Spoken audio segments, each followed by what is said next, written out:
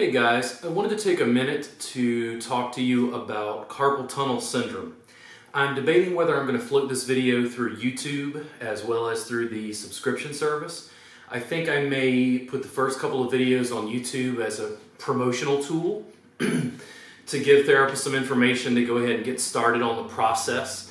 But on the subscription service, we're going to include a lot more content and information, go into a lot more detail on anatomy.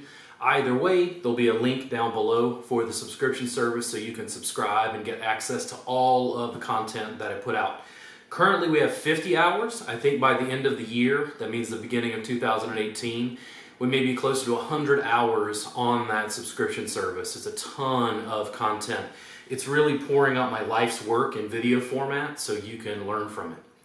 I wanted to talk about carpal tunnel syndrome specifically because it's something that massage therapists can often help clients with, and massage therapists themselves are unfortunately developing it. And the reason you're developing it is because educational institutions have failed. Now, if that makes you a little bit angry, I apologize, but I was a massage therapist who was developing carpal tunnel issues because I'd been taught to work on a table in a very specific way that long-term was not biomechanically sustainable. Every day I see therapists talking about developing carpal tunnel syndrome, having problems with their hands, and the clients want deeper pressure. The reason I'm very adamant about mat work is because of the physics involved. The biomechanics of mat work will save your body long term. The only time I would use a table is if the client cannot get up and on the floor, up and off, And then also, if I'm having some sort of physical issues and challenges, if I have arthritis in my knees and I just can't do mat work, well then it's a completely acceptable situation to use a table. But once you've developed enough body mechanics and good sense to use mat-based work, it makes a lot more sense. I'm very adamant about that, and that's something in the subscription service and all of my YouTube content you'll see me talk about again and again. So, carpal tunnel syndrome. Here's the odd part. When I put up this video, it's probably going to say carpal tunnel syndrome. The reason I put carpal tunnel syndrome in a YouTube video is because people are looking for carpal tunnel relief, carpal tunnel syndrome. Those are the keywords they're typing in. In my clinical experience, 50% plus of the people that I see who tell me they have carpal tunnel will be rendered to tears at the end of a session and crying because they can't understand how I could give them relief from what they thought was a chronic, debilitating condition.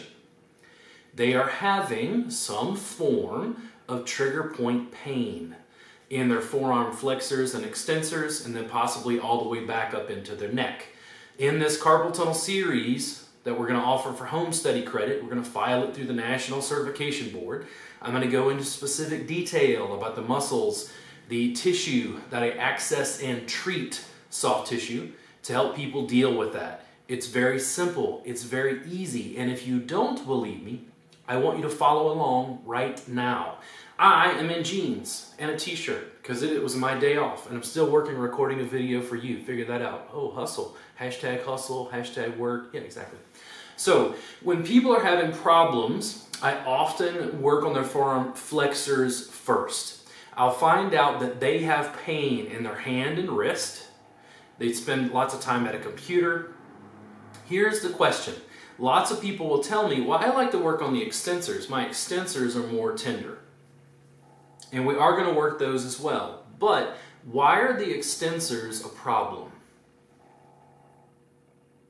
Let's think about that for a minute. So which is stronger, the muscles that open the hand or the muscles that close the hand? Because the Buddha tells us that grasping is bad. Ooh, insight. Insight from 2,000 years ago. So what I tend to do is work on what I think of as being tighter. You got agonist, antagonist, right? I'm going to work on the forearm flexors. And how am I going to do that? How am I going to work on myself? So if you're a massage therapist watching this and you say, Robert, I think you're full of crap. Well, that's good. I'm glad that you formed an opinion about me. Now, I want you to do this. I want you to put your forearm down on a mat. And I'm going to scoot back so you can see this. And here's what you're going to do. If your body allows this, I want you to step your knee into the biggest, broadest part of your forearm. If you can't do this because it's too sharp, you can always fold a towel and put a towel over your forearm. But you're going to put a knee down in the biggest, broadest part of your forearm and put some pressure in. Now I'm going to step in. There we go. Now I can already feel pressure. My fingers have moved because I put pressure here. I'm going to hang out, and I can move a little bit closer to the elbow in my case. I'm kind of rolling very gently back and forth. I'm not giving myself too much pressure. It's not painful, okay? So here's the thing. I'm starting to get a little bit of tingle in my fingertips because this compression is so deep. I'm going to slowly close my hand into a fist and then curl it up towards my elbow and then open it out. I can feel this in my wrist. I have more awareness of my radius and ulna. I have more awareness of my carpals, okay? I am going to hang out here for probably about 3 minutes. You can still see me moving, pin and stretch, mobilizing the hand. Whoo! And then very slowly, I'm going to back off.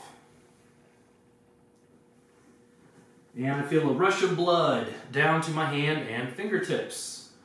My hand already feels better just from that little bit, okay? So if you think that whatever the hell I'm talking about with reboot, which you don't understand is different than Thai massage because the theory isn't Thai, it's actually based on pain science. If you think I'm full of it, I want you to try that and see how your hand feels. And if you get some relief, you're going to click down below and you're going to sign up to that subscription service because we're going to reboot your entire massage practice. We're going to show you how to do that to clients to start the process of working on them, because once you release these tight, dense forearm flexors, then we're going to go in and work on the extensors. We're going to work on the hand. We're going to work on the medial junction. We're going to work on the first dorsal interosseous. We're going to work through muscle after muscle after muscle. But you can try that 3 to 5 minutes. You can hold it. If for some reason you can't use your knee, you can put your forearm down and just use an elbow, forearm, like this. If you need to broaden it again, you can go ahead and put down the towel.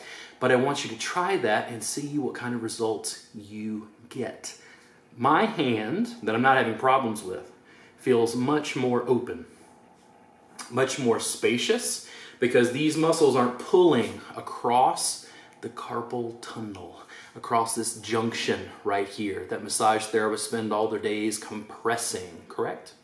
So I will see you guys again soon. This will be the first video in our series. If you're on YouTube, you're going to do what? Oh, that's right. You're going to go down below and you're going to subscribe, because we're going to give you 6 to 9 hours of content just on carpal tunnel syndrome, just helping you work through that. You guys have a great day, and I'll see you soon. Hope you feel better.